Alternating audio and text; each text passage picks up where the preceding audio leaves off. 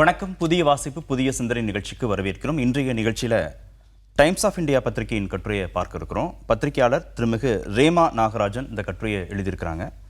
குழந்தைகளை கொல்லும் இருமல் மருந்து என்று தலைப்பிட்டு இந்த கட்டுரை எழுதப்பட்டிருக்கு. வாதிப்பதற்காக அரங்கத்திற்கு மருத்துவர் திரு நந்தகுமார் வந்திருக்கிறார். வணக்கம் சார். ராஜஸ்தான், மத்திய பிரதேசம் 2 மாநிலங்கள்லையும் கோல்ட்ரிஃப் அப்படின்ற இருமல் மருந்தை சாப்பிட்ட 15 குழந்தைகள் உயிரிழந்திருக்கிறார்கள். அதை ஒட்டி தான் இந்த கட்டுரை எழுதப்பட்டிருக்கு. 1937 அமெரிக்காவில் டைஎத்திலீன் கிளைகால் அது மூலப்பொருளாக கொண்ட இருமல் மருந்து தயாரிக்கப்பட்டு அதனால் ஏற்பட்ட உயிரிழப்புக்கு பிறகு இத்தனை ஆண்டுகளில் ஒரு உயிர் கூட அங்கே போகலை அப்படின்னு சொல்லியிருக்காங்க. ஆனால் இந்தியாவில் அப்படிப்பட்ட நிலைமை இல்லை. தொடர்ந்து குழந்தைகள் இருமல் மருந்தை சாப்பிட்டு உயிரிழக்கிறாங்க அப்படின்னு கட்டுரையாளர் சொல்கிறார். ஏன் இங்கே மட்டும் கட்டுப்படுத்த முடியல?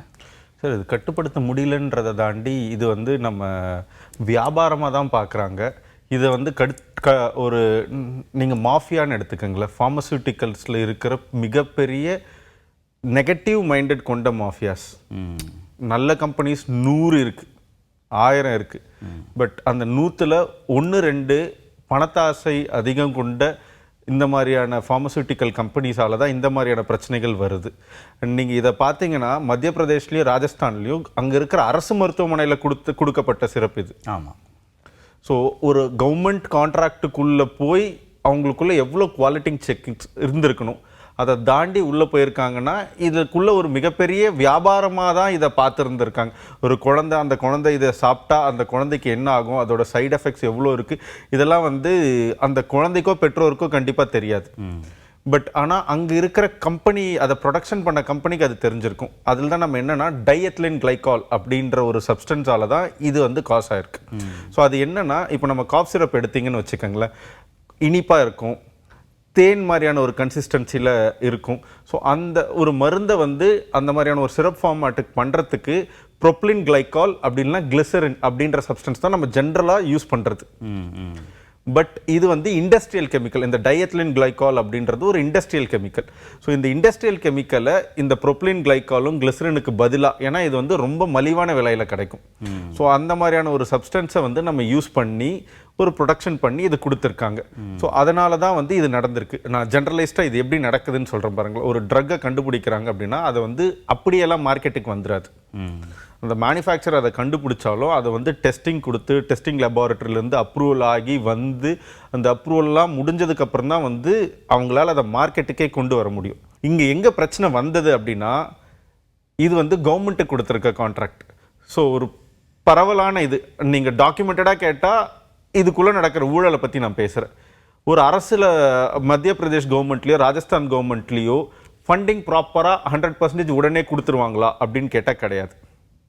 கவர்மெண்ட் கான்ட்ராக்ட்ஸுக்கு ஸோ இவங்க ஒரு பெரிய அமௌண்ட் பிரைப் பண்ணி தான் அந்த கான்ட்ராக்டை போய் எடுத்திருப்பாங்க. இந்த மருந்து கம்பெனிகள் பெருசாக பிரைப் பண்ணி தான் போயிட்டு அந்த கான்ட்ராக்ட் எடுப்பாங்க. எடுத்ததுக்கப்புறம் அவங்களுக்கு இப்போ அதோட ப்ரொடக்ஷன் காஸ்ட் 100 ரூபாய், 110 ரூபான்னு விற்கிறாங்க அப்படின்னு வச்சுக்கோங்க. கவர்மெண்ட் அதை கேட்குற அந்த மத்திய பிரதேஷ் அரசோ இல்லை ராஜஸ்தான் அரசோ அதை கேட்டதே 95 ரூபாய்க்கு இருக்கலாம், இல்லை அதே 100 ரூபாய் கேட்கலாம். ஸோ இவங்க கொடுக்க முடியாதுன்னு சொல்லாமல் அந்த வியாபார ஆசையில் என்ன பண்ணுவாங்க, அதில் ஆட் பண்ணுற இன்க்ரீடியன்ஸு 100 ரூபாய்க்கு பண்ண வேண்டிய ப்ரொடக்ஷன் காஸ்ட்டை 70 ரூபாய் 80 ரூபா குறைப்பாங்க.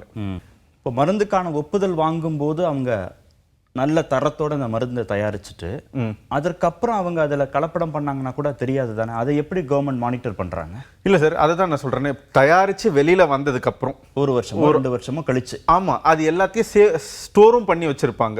ஒரு மாதமும் எடுத்து செக் பண்ணுவாங்க. இப்போ ஒரு 1000 பாட்டில் நீங்கள் தயாரிச்சிட்டீங்க அப்படின்னா அதில் ஒரு 30 பாட்டில் சாம்பிளை கொண்டு போயிடுவாங்க. கொண்டு போயிட்டு ஒரு மாதமும் ஒரு சாம்பிளை வச்சு செக் பண்ணுவாங்க. இது கரெக்டாக இருக்கா? போன மாதம் குவாலிட்டி இருக்கும், திடீர்னு தயாரிக்கப்படக்கூடிய எல்லா மருந்து மாத்திரைகளுக்கும் இந்த ப்ராசஸ் நடக்குது. பட் சரியான, இப்போ தமிழ்நாட்டில் நடக்கிறத பற்றி சொல்கிறேன் பாருங்களேன். நீங்கள் அந்த மாதிரியான ஒரு சாம்பிள் லெபார்ட்டரிக்கு அனுப்புறீங்க, கவர்மெண்ட்டோட லெபார்ட்டரிக்கு தமிழ்நாட்டில் அனுப்புறீங்கன்னா 99.8% அக்யூரசி இருந்தால் மட்டும்தான் அதை அப்ரூவே பண்ணுவாங்க. 98% இருக்கு அப்படின்னா அந்த ட்ரக் அப்ரூவ் பண்ண மாட்டாங்க. 1% குறைவாக இருந்தால் கூட 2% அந்த 99.8 இருந்தா மட்டும்தான் கவர்மெண்ட் அப்ரூவே பண்ணுது. ஸோ அந்த குவாலிட்டி இருக்கிற ஒரு மற்ற ஸ்டேட்ஸ்ல அந்த குவாலிட்டி மெயின்டைன் பண்றது கிடையாது. அது ஒரு பிரச்சனை. ஸோ அதுல கட்டுரையாளர் ஒரு இடத்துல சொல்றாரு, குறிப்பா அந்த இருமல் மருந்து சாப்பிடக்கூடிய குழந்தைகள் தான் அதிகமாக உயிரிழக்கிறாங்கன்னு. ஏன் இருமல் மருந்துல மட்டும் இந்த சிக்கல் நீடிச்சு? சார் என்னன்னா இப்போ இந்த மருந்தையை நம்ம எடுத்துக்கலாமே, இது வந்து இரும்பல் மருந்து வந்து அவங்க இரும்பலுக்காக சாப்பிட்டது. ஜென்ரலைஸ்டாக இப்போ கவர்மெண்ட்டில் ஒரு ரூல் போட்டிருக்காங்க, 2 வயசுக்கு உட்பட்ட குழந்தைங்களுக்கு நீங்கள் கொடுக்கவே வேண்டாம் அப்படின்னு. இரும்பல் அப்படின்னு எதுக்கு வருதுன்னா, நம்ம பாடியில் ஏதோ ஒரு இன்ஃபெக்ஷன் வந்திருக்கு, இல்லை ஏதோ ஒரு நச்சு ஒரு வைரஸோ பாக்டீரியாவோ ஏதோ உள்ளே போயிடுச்சு, அதை வெளியேற்றத்துக்கு தான் நம்ம இரும்புறோம். ஸோ அதை பார்த்த உடனே பேரண்ட்ஸ் வந்து பேனிக் ஆகிட்டு போயிட்டு குழந்தைக்கு இரும்பல் வந்துடுச்சு அப்படின்னு பயப்பட ஆரம்பிக்கிறாங்க. அது வந்து ரஜினிகாந்த் சொல்கிற மாதிரி தான், ஒரு படத்தில் சொல்லியிருப்பாரு, நீ மருந்து எடுத்தால் 1 வாரத்தில் சரியாயிடும், மருந்து எடுக்கலன்னா 7 நாளில் சரியாயிடும். அதே மாதிரி தான் இதனால் வந்து அது வந்து அந்த டைமுக்கு வேணால் நமக்கு ஒரு ரிலாக்ஸ்ட் எஃபெக்ட் கொடுக்கும். ஒரு டீ குடிக்கும் போது கொஞ்சம் தூக்கம் போன மாதிரி, ஒரு அரை மணி நேரத்துக்கு ஒரு 10 நிமிஷத்துக்கு ஒரு ஃப்ரெஷ் ஃபீல் இருக்க மாதிரி, அது குடிச்ச அந்த சில நொடிகளுக்கு ஒரு சில நிமிடங்களுக்கு நமக்கு ஒரு நல்ல ஒரு பெட்டர் ஃபீல் கொடுக்குமே தவிர்த்து அது கியூர் கிடையாது. ஸோ அதனால் அது எடுக்க வேண்டான்றதே அட்வைசபிள் தான். இல்லை, இப்போ இதில் கன்சியூமர் தரப்பு தானே பாதிக்கப்படுறாங்க, நுகர்வோர் தரப்பு தானே பாதிக்கப்படுறாங்க. ஏன்னா அரசு மருத்துவமனை இல்லை தனியார் மருத்துவமனை பரிந்துரை செய்யக்கூடியவர்கள் மருத்துவர்கள் அந்த நம்பிக்கையில் தான் கன்சியூமர் வாங்கி அதை சாப்பிட்றாங்க. இதில் என்ன ப்ரிகாஷன் நுகர்வோர் தரப்புலேருந்து எடுக்க முடியும், மருத்துவ பயனாளர்கள் தரப்புலேருந்து என்ன எடுக்க முடியும்? சார், மருத்துவ பயனாளர் தரப்புல இருந்து மருத்துவர்கள் தரப்புல இருந்துமே சொல்கிறேனே, நான் ஒரு மருத்துவராக இருக்கேன், என்கிட்ட வந்து பல கம்பெனிஸ் வந்து கொடுத்தாலும் எல்லாத்தையுமே இந்த கவர்மெண்ட்டோட செக்ஸை தாண்டி வருது. இப்போ நான் எந்த நம்பிக்கையில் நான் அவங்ககிட்ட இருந்து, இப்போ என்கிட்ட இருந்து நான் கொடுக்குற மருந்தை ஒரு இப்போ குழந்தையோ இல்லை பெற்றோரோ எப்படி வாங்குறாங்கன்னா, நான் சொன்ன என் மேலே இருக்கிற ஒரு நம்பிக்கையில் தான் அவங்க போய் அதை வாங்குறாங்க. ஆமாம், நாங்கள் என்ன பண்ணுறோம், அரசு மேலே இருக்கிற நம்பிக்கையில் அவங்களோட கட்டுப்பாடுகளை எல்லாத்தையுமே மீட் அவுட் பண்ணாதான் ஒரு மருந்தாலேயோ மாத்திரையாலேயோ வெளியில் மார்க்கெட்டுக்கே வர முடியும். நீங்கள் 1 கோடி மாத்திரை தயாரிச்சுட்டு இல்லை 1 கோடி சிறப்பு பாட்டிலை தயாரிச்சுட்டு வச்சாலும் அந்த அப்ரூவலும் அந்த குவாலிட்டி ஸ்டாண்டர்ட்ஸை நீங்கள் மீட் பண்ணி கவர்மெண்ட் சைடில் இருந்து இந்திய அரசு வந்து அதை அப்ரூவ் பண்ணலைன்னா அதை மார்க்கெட்டுக்குள்ளே கொண்டு வரவே முடியாது. ஸோ அவங்க மேலே இருக்கிற நம்பிக்கையில் எப்படி மக்கள் எங்கள் மேலே இருக்க நம்பிக்கையில் மருந்து வாங்குறாங்க, நாங்கள் இவங்க இந்த அரசு மேலேயும் இவங்க மேலே இருக்க நம்பிக்கையில் வாங்க. இப்போ முழு பொறுப்பு அரசாங்கத்துக்கானதான். அரசுன்னு இல்லை, இந்த கம்பெனிகளும் சார் இது மனிதன் தான் சார். இப்போ நான் வந்து கம்பெனிகள் தான் வணிக சிக்கலுக்குள்ள போய் மாட்டிக்கிறாங்க இல்லையா, அவங்களுக்கு லாபம். சார் அரசு தானே சார் இதை இது பண்ணணும். நீங்க அரசு தான் ஸ்டாண்டர்டைஸ் பண்ணி இது ஒரு நல்ல மருந்து அப்படின்னு மார்க்கெட்டுக்கு உள்ள 100 பேர் இருந்தாலும் 100 பேருமே ஸ்டாண்டர்டா இருக்கிறவங்கன்னு உள்ள அனுப்பிட்டீங்க. அந்த 100ல எனக்கு யாரை பிடிச்சிருக்கோ அவங்க கிட்ட இருந்து நான் வாங்கிட்டேன். இன்னொரு நீங்க கேட்ட பாயிண்ட், நம்ம நுகர்வோர் பாயிண்ட்ல இருந்து பார்க்கும்போது பெற்றோர்கள் வந்து இந்த கவுண்டர் ட்ரக்ஸ் வாங்குறத தவிர்க்கிறது பெட்டர். அட்லீஸ்ட் குழந்தைங்க விஷயத்துல இப்போ நமக்கு இல்லையா மருத்துவர்களை போய் பார்க்கறது அதிகமாகுது, கன்சல்டேஷன் ஃபீஸ் அதிகமாக இருக்காங்க அப்படின்னும் போது அரசு மருத்துவர்களை போய் அரசு மருத்துவமனையில் பார்க்கலாம். நேரடியாக மருந்து கடைகள் போய் வாங்குறது வந்து கவுண்டர் ட்ரக்ஸ் அப்படின்றதுல போய் வாங்குறது, நேரடியாக மருந்தகத்தில் போய் வாங்குறத வந்து தவிர்க்கணும். ஏன்னா அங்கதான் வந்து டைரக்டா ஜெனரிக் ட்ரக்ஸ் நிறைய கொடுக்கப்படுது. அதே மாதிரி இந்த சைடு எஃபெக்ட்ஸ் இருக்க ட்ரக்ஸ் வந்து மருத்துவர் ஒரு பாயிண்ட்ல கண்டுபிடிச்சிருவாரு, பட் அது மெடிக்கல் ஷாப்ல இருக்கிறவங்க கண்டுபிடிக்காம அதை இன்னும் வியாபாரம் பண்றதுக்கான வாய்ப்புகள் உண்டு. 3வது, இந்த எக்ஸ்பைரி டேட்ஸ் வந்து மக்கள் பார்த்து வாங்கணும்.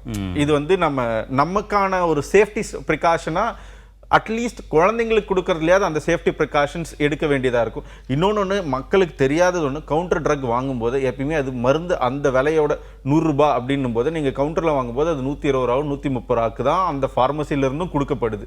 இது வந்து 100% எல்லாரும் பண்ணுறாங்களான்னு கேட்டால் 90% ஆஃப் ஃபார்மசியில் நீங்கள் டாக்டர் கிட்ட போய் பார்க்கறதுக்கு ஒரு 200 ரூபாய் கொடுக்கறதுக்கு யோசிக்கும் போது ஃபார்மசியில் வாங்கும்போது இவங்கள பார்த்தா 30 ரூபா தானே அதிகமாக இருக்குன்னு கொடுத்துட்றாங்க.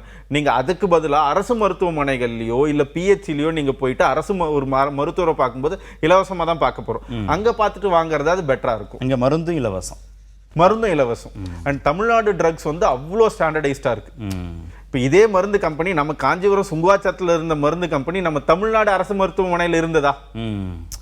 ராஜஸ்தான்லயும் மத்திய பிரதேஷ்லயும் விற்க முடிஞ்ச ஒருத்தங்களால தமிழ்நாட்டுல ஃபேக்டரியை வச்சுக்கிட்டு தமிழ்நாட்டில் விற்க முடியல, தமிழ்நாட்டு அரசு மருத்துவமனைகள்ல விற்க முடியல. ஆனா இதே ட்ரக் வந்து நம்ம தமிழ்நாடோட பிரைவேட் மெடிக்கல் ஷாப்ஸ்ல இருக்கு.